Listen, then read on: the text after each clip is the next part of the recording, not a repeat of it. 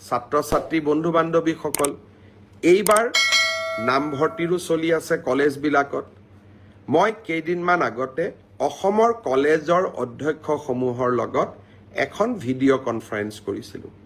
প্ৰতি বছৰে মই অভিযোগ পাওঁ যে আমি কোৱাৰ পিছতো নামভৰ্তিৰ সময়ত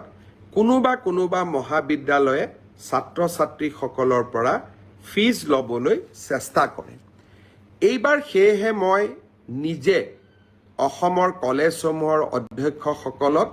ভিডিঅ' কনফাৰেন্সৰ যোগে লগ পাইছিলোঁ আৰু তেওঁলোকক মই কৈছিলোঁ যে এইবাৰ নামভৰ্তিৰ ক্ষেত্ৰত আপোনালোকে যেন কোনেও ছাত্ৰ ছাত্ৰীসকলৰ পৰা টকা পইচা নলয় কাৰ পৰা নল'ব যাৰ হাতত এখন ৰেচন কাৰ্ড আছে যদি ৰেচন কাৰ্ডখন আছে আমাক আয়ৰ আৰু কোনো বেলেগ প্ৰমাণপত্ৰ নালাগে মই অধ্যক্ষসকলক বুজাই দিছিলোঁ কিন্তু কোনোবা দুখীয়া মানুহ ৰেচন কাৰ্ডখন নাই তেওঁৰ ক্ষেত্ৰত নিশ্চয় আয়ৰ প্ৰমাণপত্ৰৰ প্ৰয়োজন হ'ব মোক আজি ৰাতিপুৱা ডিৰেক্টৰে জনাইছে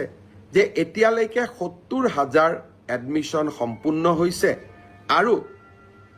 অহা কেইদিনমানৰ ভিতৰতে এই এডমিশ্যনৰ প্ৰক্ৰিয়া সম্পূৰ্ণ হ'ব কোনোবাই যদি ৰেচন কাৰ্ডখন থকাৰ পিছতো এডমিশ্যনত টকা পইচা দিবলগীয়া হৈছে বা কোনোবা মহাবিদ্যালয়ে যদি ৰেচন কাৰ্ডখন থকাৰ পিছতো আপোনালোকৰ পৰা টকা পইচা লৈছে আপোনালোকে মোক নিশ্চয় জনাব আমি বিহিত ব্যৱস্থাও গ্ৰহণ কৰিম আৰু আপোনালোকে টকাকেইটা যাতে উভতাই পায় তাৰ বাবেও ব্যৱস্থা গ্ৰহণ কৰিম